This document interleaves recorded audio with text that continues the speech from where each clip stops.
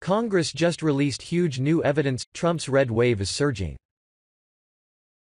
It is a felony and Ford along with everyone involved with her should be prosecuted, and if they aren't, it's continuing proof of corruption in the DOJ. And the far-left Dems don't care. They'll trample whomever gets in their way. Remember that when voting today. Don't let them get away with this. Vote. From Fox News.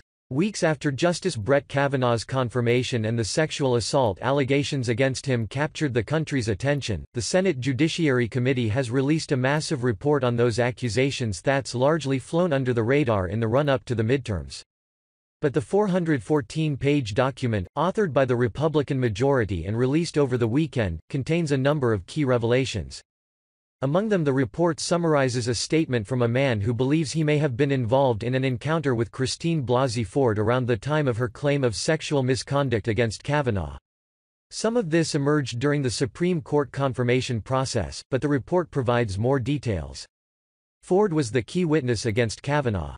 In detail, she said Kavanaugh tried to remove her clothing during a high school party, but had trouble because she was wearing a bathing suit underneath them. She said she ran off when Kavanaugh friend Mark Judge jumped on top of them and they fell off the bed. Kavanaugh denied the accusation and, on October 6, the Senate confirmed him to the Supreme Court.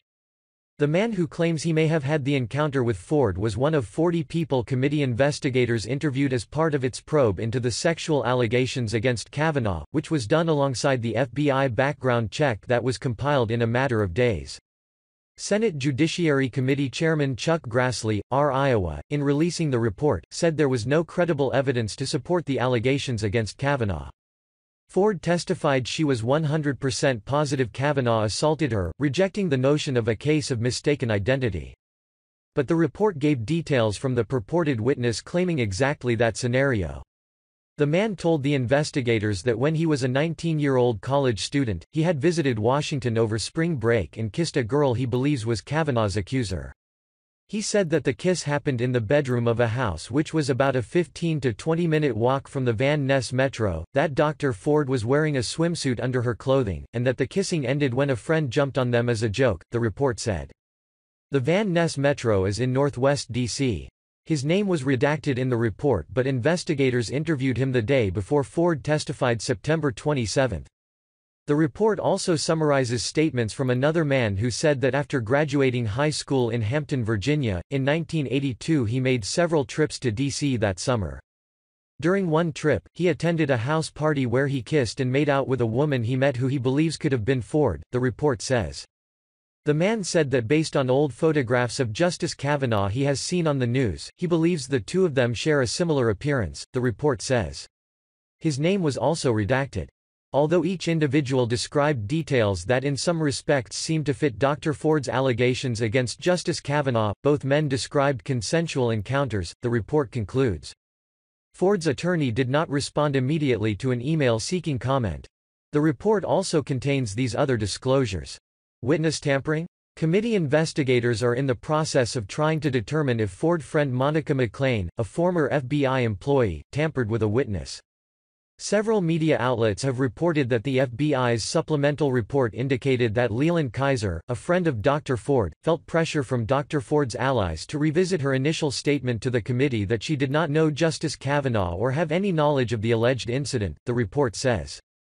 Ford said that when Kavanaugh assaulted her at a party, Kaiser was one of the people downstairs. The report added that according to the news articles, Kaiser reported that McClain and others contacted her to suggest she clarify her account. McClain's attorney did not immediately respond to an email seeking comment. Mistaken identity at Yale? The report summarizes an interview with a Yale grad who said that a member of Kavanaugh's fraternity who was not Kavanaugh had a reputation for exposing himself publicly. The man was interviewed after Deborah Ramirez told The New Yorker that Kavanaugh had thrust his penis in her face when they were at Yale. She said she was drunk and wasn't sure it was Kavanaugh until she thought about it for a week and spoke to her attorney. Kavanaugh vehemently denied her accusation. Kavanaugh accuser referred to DOJ for false statements, Grassley's office announces. The report says the man, whose name was redacted, also provided a yearbook photo of the frat brother exposing himself. The report says the man said he had personally witnessed the flasher expose himself at a party and that the flasher was in the same residential college as Ramirez.